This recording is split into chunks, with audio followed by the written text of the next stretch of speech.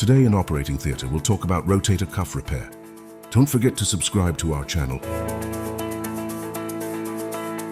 Our patient is 65 years old male. He has a severe rotator cuff tear in his shoulder. He was offered a non-biological surgery called reverse shoulder prosthesis at another center.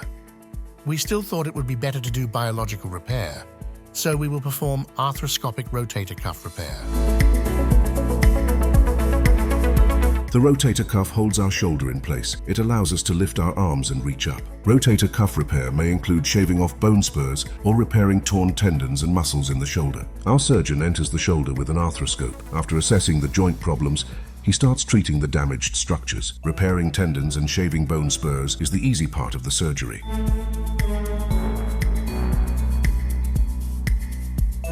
Reattaching the tendon to the bone is not so easy. Once the tendon is in the right place, they attach it with sutures. Usually, surgeons use small rivets called suture anchors. The sutures attach to the rivets, reattaching the tendon to the bone from where it was torn. The patient's arm stays immobilized for 4 to 6 weeks until physical therapy begins. Care beyond borders.